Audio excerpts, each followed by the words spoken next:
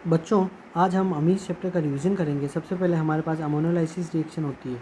इसमें अपन RX की reaction NH3 मतलब अमोनिया के साथ करवाते हैं तो primary amine, secondary amine, tertiary amine, quaternary amine हमें ऑब्टेन होता है। अगर अमोनिया एक्सेस में है तो RNH2 मतलब प्राइमरी अमीन हमें मेजर प्रोडक्ट ऑब्टेन होगा। अगर हमें primary amine major product obtain करना है तो अमोनिया को एक्सेस में लेना होता है। बहुत इंपॉर्टेंट है ये। Next, reduction. अगर हम अमाइड की रिएक्शन LiLH4 NaCO2H5OH के साथ करवाते हैं तो हमें प्राइमरी अमीन ऑब्टेन होता है। अगर हम नाइट्राइल की रिएक्शन NaC2H5OH के साथ करवाते हैं तो हम इस रिएक्शन को मेंडियस रिएक्शन बोलते हैं। इससे हमें प्राइमरी अमीन ऑब्टेन होता है। अगर हम आइसोनाइट्रिल की रिएक्शन NaC2H5OH के साथ करवाते हैं तो सेकेंडरी अमीन हमें ऑब्टेन होता है। अगर हम ऑक्साइम की रिएक्शन LiLH4 NaC2H5OH के साथ करवाते हैं तो प्राइमरी अमीन हमें ऑब्टेन्ड मेजर होता है।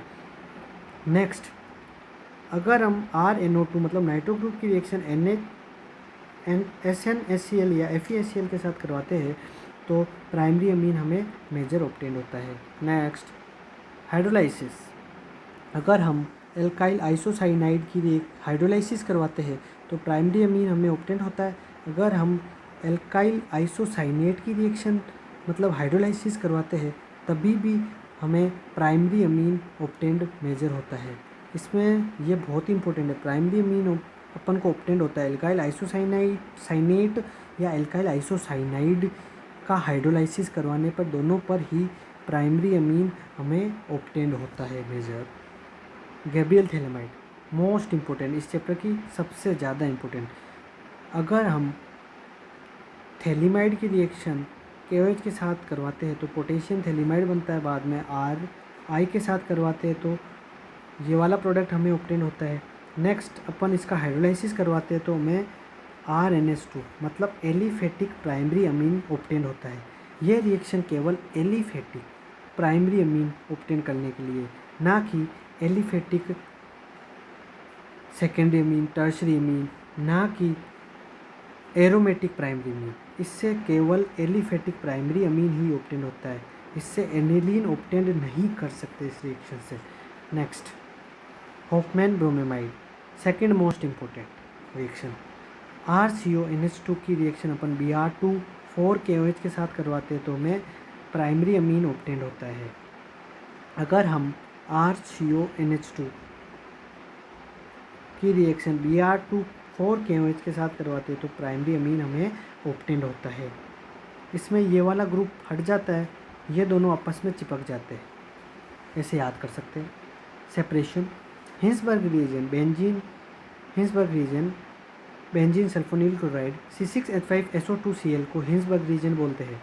अगर अपन प्राइमरी अमीन की हिंसबर्ग रिएजन के साथ रिएक्शन करवाते हैं, वहाँ से PPT ऑब्टेन होता है, वो KOH में सोल्यूबल होता है तो कन्फर्म है कि प्राइमरी अमीन है। अगर अपन हिंसबर्ग रिएजन की रिएक्शन अमीन के साथ करवाते हैं तो PPT ऑब्टेन होता है, वो KOH में सोल्यूबल नहीं होता तो कन्फर्म है सेकेंडरी अमीन। अगर हम हिंसबर्ग रिएजेंट से अमीन की रिएक्शन करवाते हैं तो PPT ऑब्टेन नहीं होता तो कन्फर्म है कि वो टर्शरी अमीन है। नेक्स्ट, एसिडाइलेशन, ये भी इम्पोर्टेंट है। अगर हम RNH2 की रिएक्शन CH3COCl के साथ करवाते हैं एसिटाइल क्लोराइड के साथ करवाते हैं तो N-एल्काइल एसिटामाइड बनता है। अगर हम RNH2 की रिएक्शन एसिटिक एनहाइड्राइड से करवाते हैं तो हमें सेम प्रोडक्ट ऑब्टेन होता है। इसका मतलब दोनों एसिटाइलेशन करते हैं अमाइन का। नेक्स्ट, एसिटाइलिंग एजेंट है ये। Next, carbylamine reaction third most important, isocyanide test भी बोलते हैं इसे। RNH2 की रिएक्शन CH3Cl प्लस 3KOH के साथ करवाते हैं तो RNC हमें ऑब्टेन होता है। आइसोसाइनाइड रिएक्शन इसीलिए बोलते हैं इसको अपन। बहुत इंपॉर्टेंट है ये भाई, ये भी। अगर हम एलिफेटिक अमीन की रिएक्शन HNO2 के साथ करवाते हैं तो प्राइमरी अमीन एल्कोहल में कन्वर्ट हो जाता है क्योंकि इसका स्टेबल नहीं होता डाइजो प्रोडक्ट। अगर हम CH2NH2 की रिएक्शन HNO2 के साथ करवाते हैं तो ईथर हम हमें मेजर प्रोडक्ट ऑब्टेन होता है। इसमें अल्कोहल नहीं होता, इसमें अपन को इथर मेजर प्रोडक्ट ऑब्टेन होता है। नेक्स्ट,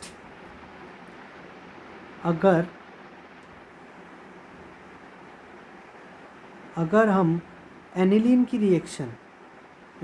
रिएक्शन कार्बिलमीन टेस्ट में देखें तो पॉजिटिव होगी, हिंसबर्ग रिएजन के साथ भी देखें तो पॉजिटिव टेस्ट देगा, इन दोनों के साथ एनिलीन पॉजिटिव टेस्ट देगा। डायजोटाइजेशन, एनिलीन की रिएक्शन NaNO2 के साथ प्लस HCl के साथ 0 से 5 डिग्री के साथ करवाते हैं तो हमें डाईएजो प्रोडक्ट ऑब्टेन होता है, बेंजीन डाइजोनियम क्लोराइड। अब बेंजीन डाइजोनियम क्लोराइड की रिएक्शन देखते हैं। ये क्यों इम्पोर्टेंट है? क्योंकि अपन डायरेक्ट प्रोडक्ट जो ऑब्टेंड नहीं कर सकते वो इसकी मदद से कर सकते हैं। जैसे अपन इससे डायरेक्ट ऑब्टेन नहीं कर सकते, अगर बेंजीन डाइजोनियम क्लोराइड है तो अपन डायरेक्टली ऑब्टेन कर सकते हैं अपन जो प्रोडक्ट अपन को रिक्वायरमेंट होगा। देखते हैं, जैसे कि अगर हम बेंजीन डाइजोनियम क्लोराइड की रिएक्शन C2H5OH के साथ करवाते हैं, ये रिडक्शन करता है, यहाँ से बेंजीन हमें ऑब्टेन होता है, यही इंपॉर्टेंट है, बेंजीन ऑब्टेन होता है, बाकी इतना इंपॉर्टेंट नहीं है। H3PO2 प्लस H2O की रिएक्शन ये भी रिडक्शन करता है, यहाँ से भी अपन को बेंजीन ऑब्टेन होता है। Next, Cu2Cl2 HCl, Cu2Br2 HBr, Cu2CN2 HCl, ये तीनों ही रिएक्शन सेंड मेयर रिएक्शन होती है। और CuHCl, CuHBr, ये दोनों रिएक्शन घेटरमान, अपन इसको ऐसे याद रख सकते हैं। पाउडर, Cu पाउडर होता है, पाउडर घेटरमान घटर, वैसे याद कर सकते हैं अपन को याद कैसे ही करना है, लेकिन याद करना है। ये तीनों रिएक्शन सेंड में रिएक्शन। नेक्स्ट, अगर अपन बेंजीन डाइजोनियम क्लोराइड की रिएक्शन Ki के साथ करवाते हैं एक्वस मीडियम में, उसको हीट करते हैं तो अपन को आयोडो प्रोडक्ट ऑब्टेन होता है, आयोडो बेंजीन। अगर अपन NaBF4 की रिएक्शन करवाते हैं बेंजीन डाइजोनियम क्लोराइड के साथ और हीट करते हैं तो अपन को फ्लोरो प्रोडक्ट ऑब्टेन होता है। आयोडो, ये यहाँ से आयोडो गया, यहाँ से फ्लोरो गया। अगर अपन रिएक्शन बेंजीन डाइजोनियम क्लोराइड की रिएक्शन H2O के साथ करवाते हैं तो फिनोल ऑब्टेन होता है, ये तो अपन ने देख लिया घेटरमान रिएक्शन। अगर अपन बेंजीन डाइजोनियम क्लोराइड की रिएक्शन फिनोल के साथ करवाते हैं तो अपन को ऑरेंज कलर की डाई ऑब्टेन होती है, जो कन्फर्म करती है कि यहाँ पर फिनोल की रिएक्शन बेंजीन डाइजोनियम क्लोराइड के साथ हुई है। फिनोल क्या होता है? एसिडिक, इसीलिए अपन यहाँ पर मीडियम की pH बेसिक, स्लाइटली बेसिक रखते हैं।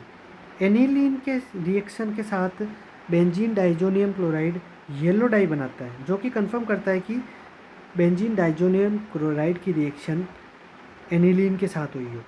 और यहाँ पर एनिलीन बेसिक होता है, इसकी pH की, मीडियम की pH अपन 4 to 5 रखते हैं, स्लाइटली एसिडिक रखते हैं, मतलब एसिडिक साइड की तरफ रखते हैं। Next, halogenation. अगर अपन हेलोजिनेशन नॉन पोलर या पोलर किसी में भी करवाए, एनिलीन की हेलोजिनेशन नॉन पोलर पोलर किसी में भी करवाए, अपन को ट्राई ब्रोमो प्रोडक्ट ऑब्टेन होता है, क्योंकि इसकी एक्टिवेटिंग ज़्यादा होती है एनिलीन की एज़ कंपेयर टू फिनोल। अगर अपन एनिलीन की रिएक्शन एसिटाइल क्लोराइड के साथ करवाते तो ये एसिटाइलेशन होता है, यहाँ पर एसिड एनिलीड बनता है, इसकी रिएक्शन Br2CH3COOH के साथ करवाते हैं तो अपन को मोनो प्रोडक्ट ऑब्टेन हो जाता है। बाद में हाइड्रोलाइसिस करने पर अपन को mono bromo aniline product obtain हो जाता है, ऑर्थो या पैरा कुछ भी हो सकता है। नाइट्रेशन, इसमें H2SO4 HNO3 की रिएक्शन एनिलीन के साथ करवाते हैं तो अपन को इंटरमीडिएट प्रोडक्ट बहुत सारे ऑब्टेन होते हैं। लास्टली अपन को बहुत लार्ज क्वांटिटी में मेटा प्रोडक्ट भी ऑब्टेन होता है एज़ कंपेयर टू ऑर्थो। अभी भी पैरा सबसे ज़्यादा होता है, लेकिन ऑर्थो मेटा की क्वांटिटी बहुत ही ज़्यादा है, 47%, ऑर्थो की केवल 2%, क्योंकि यहाँ से H+ लेने पर ये एनिलीनियम आयन बन जाता है, जो कि मेटा डायरेक्टिंग होता है। Next, sulphonation. अगर अपन एनिलीन की रिएक्शन H2SO4 फ्यूमिंग H2SO4 की रिएक्शन के साथ करवाते हैं रिएक्शन एनिलीन की, मतलब इंटरमीडिएट प्रोडक्ट बीच में ऑब्टेन होता है, बाद में रीअरेंजमेंट कर कुरा के सल्फेनिलिक एसिड ऑब्टेन होता है अपन को। जो कि सल्फेनिलिक एसिड होता है वो ज्विटर आयन की फॉर्म में रहता है मीडियम में। अगर बच्चों वीडियो अच्छा लगा हो तो please like share and subscribe.